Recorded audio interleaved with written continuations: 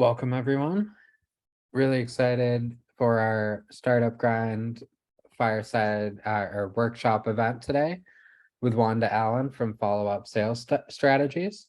And I'm gonna welcome everyone in the chat. So would really love to see, the group engage, connect with each other and share, feel free to share a little bit about a lot of you have startups or involved in other um, resources and communities that support startups. So feel free to introduce yourself in the chat, share your LinkedIn, connect with each other in there.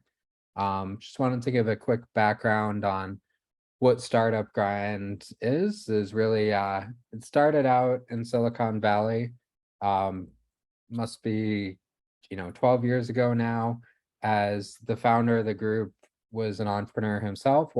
Derek Anderson wanted to learn and connect with entrepreneurs, investors, industry experts, and really anyone that could help him and the people around him learn to grow and scale their businesses. So started out as fireside chat meetup event, and really caught on quickly, expanded into other locations and built more of a community around it, where ended up turning into conferences and other expansive opportunities for the organization.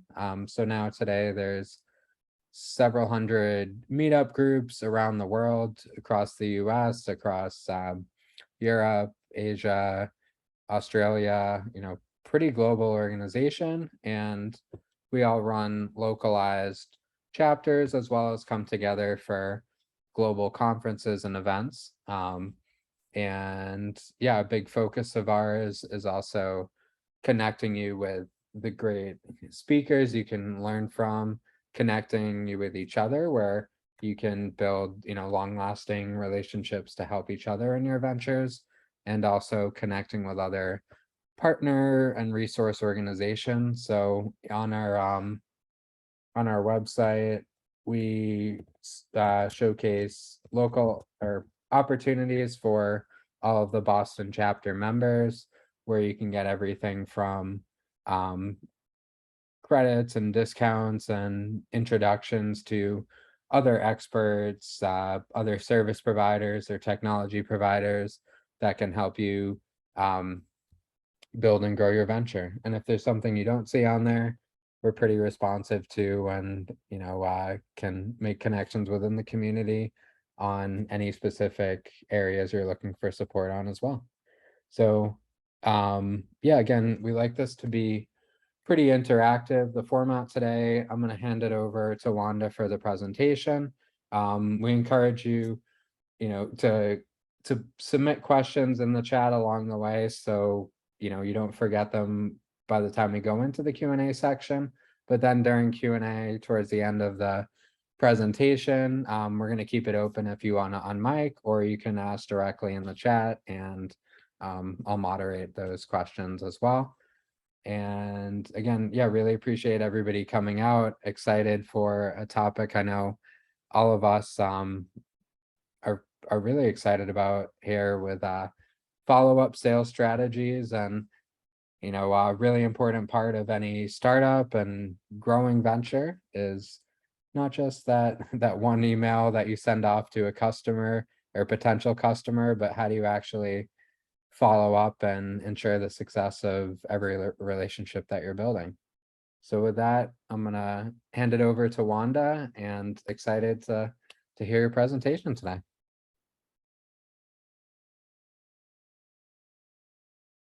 Oh, sorry, you're on mute. I'm mute. Okay, here you go. I'm excited to be here, and I'm going to start off with a statistic. Did you know that there are over 100,000 networking events a month in the United States? And that's a whole lot of people networking. And here's the end result for most of those people. Now, if you don't recognize this, I'm going to say congratulations. If you do recognize it, it's what I call business card buildup. Now, I'm going to be very direct with you today, because if I try to sugarcoat or sweet talk you through this really important topic, I'll be doing you a disservice, and I don't want to do that. So if I say anything that stings, just know that I'm saying it because I care. So if you have this situation on your desk, I want you to stop it. Stop going to events, connecting with people, and then doing nothing. Because when you do that, you're wasting your time, energy, and money. And that's what it takes to get a person's business card. So if you have this situation on your desk, I want better for you. Now, I'm going to get into the what, the how, and the why of follow-up. But before I do that, I want to go into my background a little bit so you understand why I'm even talking to you about this topic. So I'm Wanda Allen, and my company is Follow-Up Sales Strategies, and I'm an international speaker, a coach, and a corporate trainer. I'm also an author. I've written 2 books. My first book was Follow-Up Savvy, and my second book is Follow-Up Sales Strategies. And before I did all of that, I had a very successful 25-year corporate career. I was a business banker, and I started at the age of 19 as a secretary. So if any of you have been around long enough to remember that title, you know I'm dating myself, because today they're called administrative assistants. But I was a 19-year-old secretary, and I worked my way up the corporate ladder. And at the age of 30, I was promoted to senior vice president. And I spent the lion's share of my career managing SBA departments, stands for Small Business Administration, and their loans. And I managed departments that did 100 million plus in annual loan volume. And it was through that experience that I developed a very strong skill for creating systems. And after managing SBA for about 15 years, I was asked if I would consider the position of branch manager. And I was ready for a change, so I accepted the position, which put me into sales. And one of the first things I did was I really studied the sales process. And I realized how critical follow-up is to every single stage in the process. And I also realized there's an extension of following up called staying in touch, also known as relationship management, which is an area that's terribly neglected today. Because what so many people do is they follow up on the prospecting side, get the business, close it, drop the relationship, and they're off looking for their next new lead prospect and client, forgetting about everybody they've already done business with. So I'm here to remind you, there's more opportunity either through more business and or referrals with the people who have already worked with you. So I really understood it all. And what I decided to do was take my strong skill of creating systems, and I developed systems for following up on the prospecting side and then staying in touch once business had been closed. And within 9 months of having these systems in place, I brought in my first $1 million account. And I've had many successes since then. So I know most of you would love to have the right systems in place. And there might be some of you that would be happy with a system because there's just nothing there.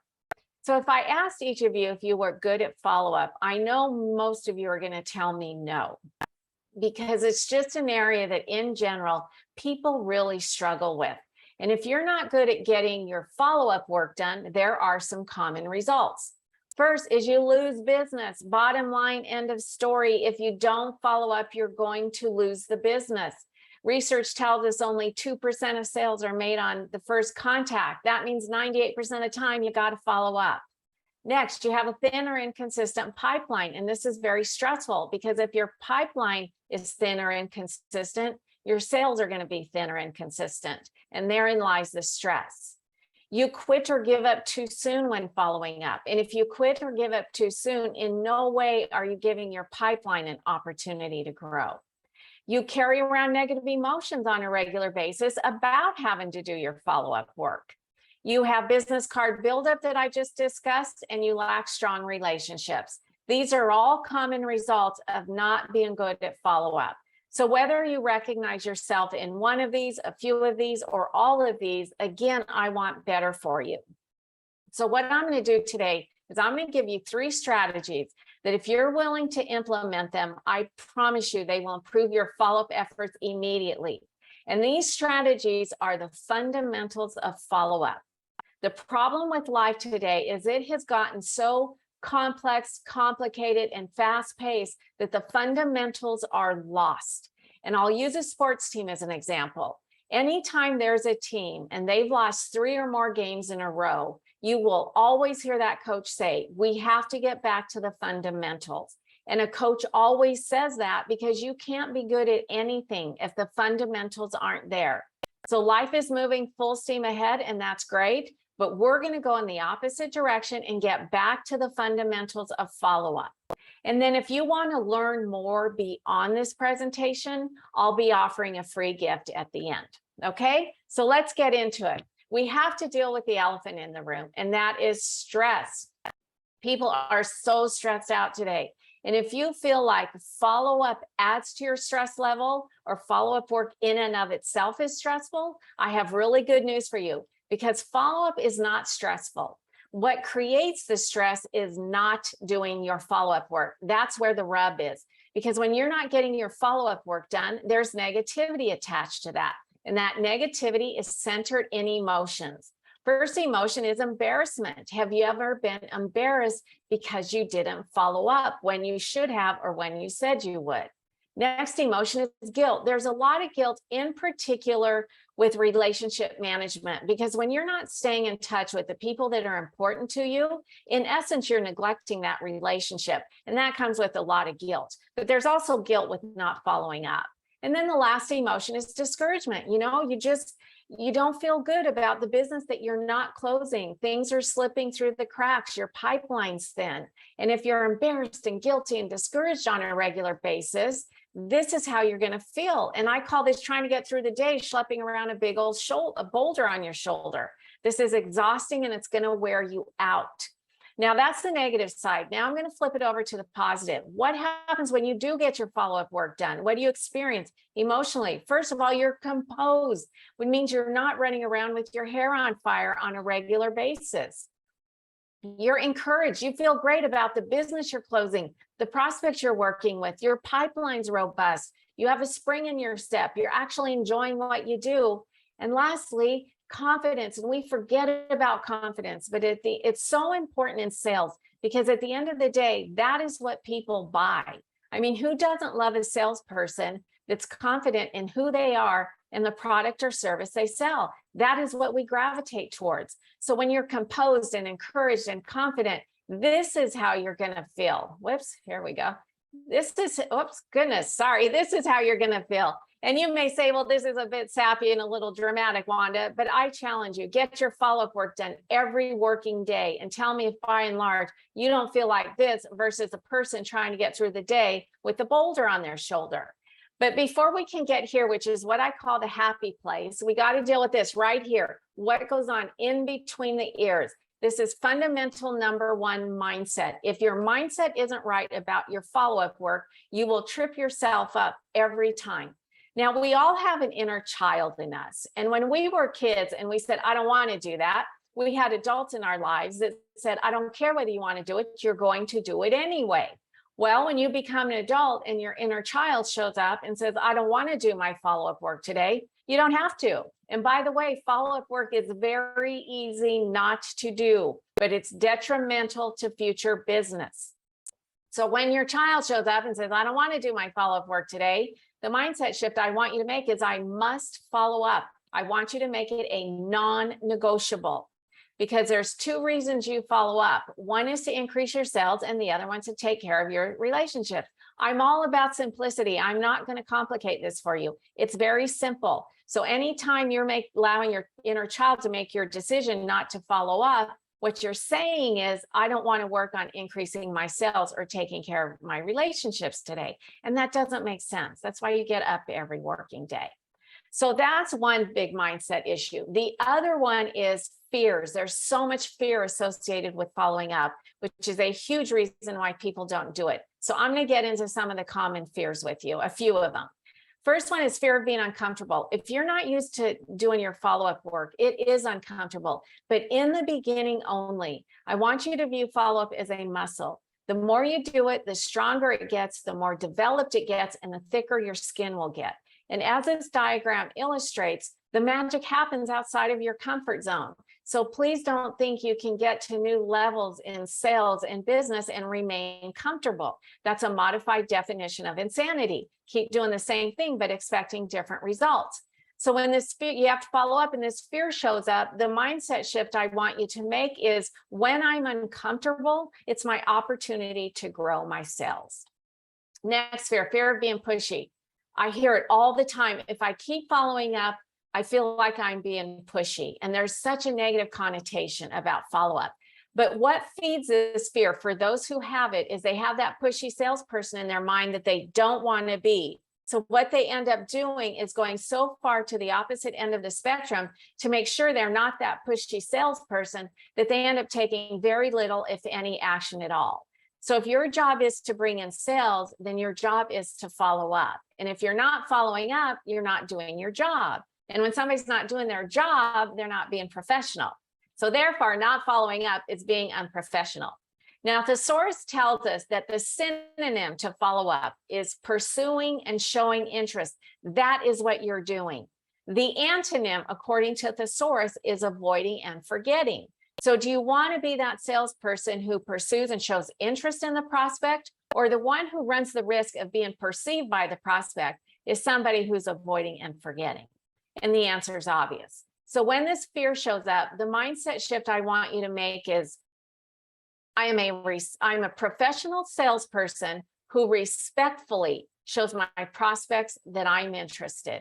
If you will make professional and respectful your mantra, there's no way you'll be pushy because they don't fit together. And then the last fear I'm going to talk about is fear of rejection, that 2-letter word. I hear it all the time. I hate to follow up because I'm afraid they're going to tell me no. No is part of the sales process. Nobody can be in sales and never be told no. No one is that talented, gifted, or unique. In fact, it's been said that the most successful salespeople get the most no's. Why? Because they make more calls than most people. And there's a real misconception out there in that so many people think the pain is in the no, and that is wrong. The pain is not in the no, it is in the ignore. I will take a no over an ignore any day of the week, because when somebody tells me no, I know where they stand. It's an update, keeps my train moving. But when somebody ignores me, I'm sitting in idle. I'm following up with them, but nonetheless, I'm in idle. So when you're following up, no is the second best answer that you can get. So when this fear shows up, the mindset shift I want you to make is no is good. It is not a bad word, okay? So that's fundamental one. Got to fix it in the mindset. Fundamental number 2 is you must use a CRM. Stands for Customer Relationship Manager. If you don't know what it is, in a nutshell, it's a computer program where you keep all your contact and follow-up information for the people that are important to you. If you're not using a CRM, you're making the follow-up and relationship management process so much more difficult. You're doing what I call slipping and sliding all over, and that's exhausting. So if you're not using a CRM, you are using a non-CRM system. And I'm going to share with you what some of the common ones are. The first one is the spiral notebook on your desk. Now, how much time do you waste flipping through pages of paper, trying to find information you wrote 3 weeks ago? Not good.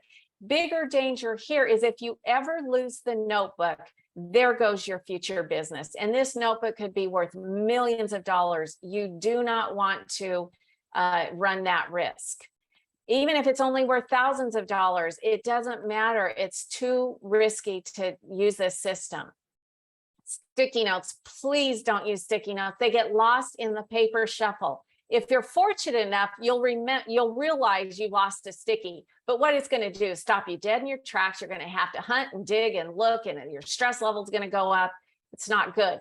If you're not so fortunate, you won't even realize you lost a sticky note. And for all you know, that could have led you to the biggest piece of business you've ever closed. Cell phone, please don't. A cell phone is not designed to be a CRM. Don't trick yourself into thinking you can make it one. It's not. It's a cell phone. It is not a CRM. The only time this is okay is if you're on the app for your CRM or on the website. Email. So many people have inbox overload. And I believe when a CRM is not being used, it adds to the inbox overload because the inbox is being used as a to-do list and a reminder. And so you wind up stockpiling emails that you need to keep because you have to remember to do something with that person that sent you the email. And it just doesn't work. They get buried. And if there was a lot of back and forth, you've got to sift through chains and chains of email. It's not good. Excel, a lot of people still use Excel. It's definitely better than what I just discussed, but it's still not good because number one, it is too labor intensive. And the bigger your sheet is, the more laborious it is because you're scrolling up and down and left and right and moving columns and rows, and it's not good. The other problem with Excel is it's not automated. And if it's not automated, there's just too much room for error and oversight. We live in an incredible time of technology, and automation makes our life so much easier. And then there's one system that's worse than all of these, and it is commonly used, and it is your memory. I can't tell you how many people think, oh, I'll remember to call Bob 2 weeks from tomorrow. And I'm going to say, yeah, probably not. Has nothing to do with age. There's too much going on. Our brains were not designed to be a CRM. This is the system that will wake you up at 3 a.m. Oh my gosh, I can't believe I forgot to do that. Or it will remind you 2 weeks later that you were supposed to do something 2 weeks ago, and now you're embarrassed and guilty and discouraged, and all of those emotions come flooding back. So if you get nothing else out of me today, please get a CRM and use it. I'm telling you, it will change your life. And that sounds very dramatic, but it will, because you are going to close more sales. You're going to have stronger relationships. Things will stop slipping through the cracks, and your stress level will lower. And when all of that happens, your life changes. So that's fundamental 2. Got to use a CRM. Fundamental 3 is you must make follow-up a top priority. And this may sound like common sense, but it's not very common at all. The number one reason why people tell me they can't get their follow-up work done is because they don't have the time. They're just too busy. I've heard it a gazillion times, and I never, ever believe it. It's not about the time. And time's a real problem for a lot of people in that they consistently have a shortage of it. And if you are consistently short on time, you will enter what I call the blame game, where you blame time for everything. I'm too busy. I'm in a hurry. I got to go. I'll do it later. And this becomes very habitual, so much so that you'll find yourself saying you don't have time to do something that would take 5 minutes. And it's been my observation that those who consistently have a shortage of time are the ones who waste the most. And how do they waste it? On low priority work. Why do they do that? Because the low priority work is the comfortable work, and our human nature wants to go to comfort. But the top priority work's got to get done first. That tends to be the uncomfortable work. However, it is the work that will move the needle forward in your business. So please don't ever lose sight of that. Now, if you are in the blame game with time, I'm going to pull you out right now.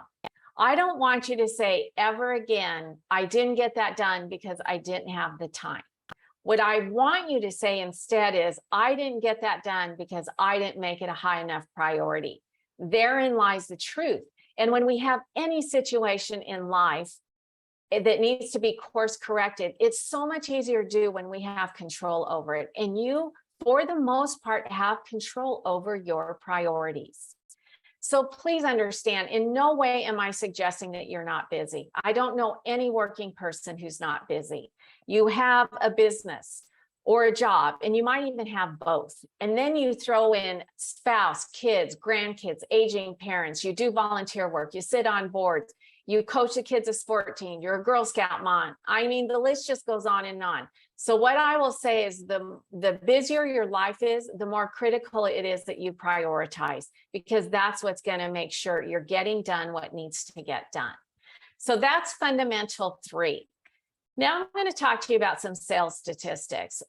Older research told us that 48% of people never followed up. And I was never on board with that because I always knew it was so much worse. Newer research is telling us that 79% of people never follow up.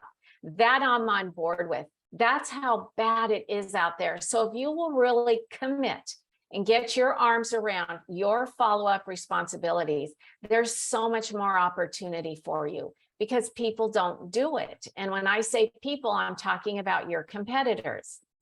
Research also tells us that 80% of sales are made between the 5th and 12th contact. And I believe this is a spot on accurate statistic. However, only 10% of people make 3 or more contacts. And I believe this is very accurate. It might even be a little generous. So I'm going to reword this last statistic because I really want to drive the point home. 90% of people follow up twice and then quit. So what that looks like, you get a lead, you follow up twice, the prospect doesn't respond, you drop it. You get another lead, you follow up twice, the prospect doesn't respond, you drop it. On and on and on. And before you know it, you feel like a hamster on a wheel, running, but not getting very far. And this pains me because people are working so hard on lead generation, but they fall so short on follow-up that they'll never experience near the fruit of all that labor they're putting out there. So if you do feel like you are that hamster on the wheel and you want off of it, there's only one way, and it is through systems. Now, I know systems is a cold clinical word. So for our creatives and free spirits, this word will all but give you a hive. So if you don't like the word system, use the word daily routine. They both mean the same thing. So if I asked each of you, hey, what's your daily system or routine for getting your follow-up in relationship management work done? I know most of you are going to tell me you don't have any. But if you don't, I want you to be really open to them. And here's why. Here's what they're going to do for you. First, they're going to give you structure. And we all need some kind of structure to our day. Because if you walk into any working day with no structure, it's what I call a free-for-all. And that doesn't work. You're going to be slipping and sliding all over the place. You know, kids do better under structure. And they become better people because of that structure. And we're no different. We'll perform better under structure, and we'll have more sales because of that structure. Next, they're going to organize you. So, you know, I hear this a lot. Well, I'm not an organized person, so this doesn't work for me. And we are all wired differently. Some people are just more naturally organized than others. If you're not a naturally organized person, even more the reason to have systems and routines in place, because they're going to support you in being organized. When there's a lack of organization, it creates disorder and obviously disorganization, which opens the door wide to inefficiencies. And I believe that this crazed frenzy that we all live in has desensitized people to inefficiencies. You know, it's just the way it is. But inefficiencies are so costly in time, energy, and money. And so the next benefit is going to lead me into being efficient. Now, it's so important because the more efficient you are, the more productive you're going to be. And the more productive you are, the more business you're going to close, which means the more money you're going to make. And that's always a great thing. And then lastly, they're going to keep you consistent. And to have any change in any area of life, first of all, you've got to be consistent. And secondly, it's been said that success cannot exist without consistency, that it's impossible. They go hand in hand. And so I know you have sales goals and visions and dreams of where you want to be. And follow-up is going to get you there. And so you have to be consistent. Now, I use weight as an example because we can all relate to it. If I decide I want to lose 20 pounds, but I'll exercise and eat healthy when it's convenient, when I'm in the mood, and when I have the time, am I ever going to be consistent and lose those 20 pounds? Not a chance. And business is no different. If you want to hit your sales goals, you can't follow up when it's convenient, when you're in the mood, or when you have the time. That's going to create inconsistencies, which is going to make it clunkier to get to your sales goals. So if you're not operating under any kind of system or routine, I'm going to ask you a question. Is it costing you financially and lost business? And only you know the answer to that. And if it is, I'm going to ask that today be the day you draw a line in the sand and say, no more. I think time, we kind of have a tendency to think we have all the time in the world, and we really don't. I'm sure you would agree with me that you can't believe the fourth quarter of 2022 is knocking at the door. I mean, it's crazy where time goes. Timing is of the essence every day. And that's another mindset that I want you to have. Hitting your sales goals. Time is of the essence. So I really encourage you to say, this is it, no more. I'm going to get routines and systems in place, because they will fast track you to your goals. Now, I told you if at the beginning, if you're not where you want to be, or you want to learn more in this area, I'm going to offer you a free gift if you'd like to go to another step. And what it is, it's a complimentary ticket to my 1-hour virtual workshop. And here's what I'm going to show you. I'm going to show you how to easily use a CRM for follow-up purposes. Doesn't matter what CRM it is, I'm going to show you how to easily use it. Then I'm going to talk about time management. I barely scratched the surface today. Time is a real problem for a lot of people. I get it. 24 hours is it. That's all we're going to get. So you have to make room in the 24 hours that you get. You've got to make a lane for follow-up work, because that's the work that's going to get you to your sales. So I dive much deeper into this topic than I did here today. And then lastly, I'm going to teach you a system to kind of give you an idea or a feel of what one really looks like. And it's the daily follow-up action plan. I've got 3 upcoming dates, October 6th, 13th, and 21st. You can register for it on my website, followupsalesstrategies.com. And I'm also going to put the clickable link, which I just did. The clickable link is in the chat box, so you can register there as well. So I thank you for your time. I hope this has been helpful. And Jason, I will turn it back over to you. Perfect. Yeah, great presentation. Yeah, to kick off here in the Q&A part, if anybody either wants to unmic and ask directly or add a question in the chat, otherwise happy to ask some that I have as well. But yeah, I would love to hear the audience questions.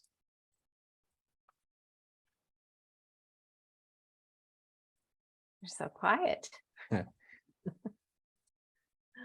Or yeah, I guess as we're waiting for the first question here, in terms of looking through all the ways you had mentioned that people typically use instead of a CRM, and basically, if you're thinking like note-taking approach, whatever system you currently use versus when you put it into a CRM, is that something where on a call you actively have it open and you're taking notes, or do you go back at the end of the day and kind of add all of your action items into it that you want to do tomorrow? How do you typically approach that side of things? So you want to get your notes in as soon as you can. Some people aren't comfortable typing while talking to somebody, especially if it's on the phone, so if you're taking handwritten notes, just when you hang up that phone, those notes need to get into your CRM immediately, or if you want to type while you're talking, that's great too. The reason I suggest you don't wait is because you know how that goes. Well, I'll do it at the end of the day, and then something comes up at the end of the day and you don't get to it. And then tomorrow you may look at your notes and go, oh my gosh, what did I mean? And you just can open yourself up for some discomfort. So it's having that time is of the essence. Using the CRM is what's going to help me in getting done what I need to get done. So I'm going to get these notes in immediately. Yeah. Great. And then in terms of the follow-up, whether it's an email or phone call itself, is that a similar message that you started out with, or it's is it something brief like that you're simply following up on the last email in the thread? how do you like to structure those conversations? Yeah, so you be very clear on what the purpose is of the email or the phone call, and that's going to guide you in what to say. And if you say the same thing, it is okay because if your purpose hasn't changed for the email or the phone call, it is okay to say the same thing. Because if you try to think, well, I should, say something a little different or mix it up, that you're going to get you're going to confuse it. And so you just want to say what you mean and ask for what you want. If you have that mindset, it's really going to support you in knowing what to say. And communication's a real problem today. There's the beautiful skill and art of it is getting lost because so much is being done electronically. People aren't even spelling words out, today. And it's the art of communication is suffering because of that. And so if we have to talk, or maybe we don't even know what to say in the text or, the email, it gets uncomfortable. And if you don't know what to say or how to say it, there's a chance you're not going to say anything at all. That's why I say, just say what you mean and ask for what you want. And that's going to give you a clear head.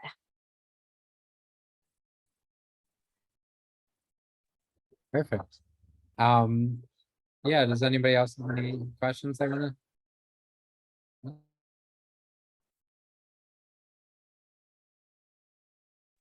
Oh, wow, I must have answered all the questions.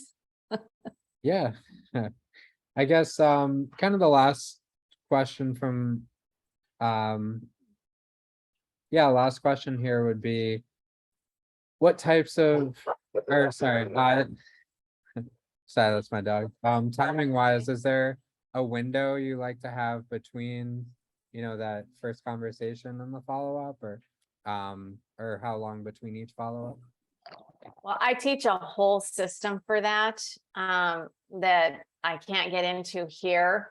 But what I will say is that you must follow up minimum 5 times before you even think about quitting. Don't even think about quitting before 5 times, because 80% of sales are made between the 5th and 12th contact. You obviously don't want to be following up 5 days in a row. That's just a bit much. It's pushy. And yeah, that fear of being pushy will kick in because that is pushy, but also hopefully you're also engaging in conversation with the prospect. So it's making sure that you're asking the right questions so you always know what the next step is, and that directs the timing as well. Yeah. Perfect. Yeah, I appreciate that. And I appreciate all of your great advice here. Yeah, so thanks again for posting the 90-minute workshop on follow-up sales strategies that everybody can take advantage of as well. And yeah, feel free to reach out, anybody in the audience. We'll send a follow-up email to all the attendees today. And yeah, if there's other questions or other areas we can help support, feel free to reach out. I'll put my email in the chat as well. And appreciate everybody coming out. All right. Yep. Thank you, Scott. I'm glad you enjoyed it. And Daniel, and thank you. Thanks, Wanda. Thanks, everyone. Okay, have a great week. Yeah, really appreciate it. Okay.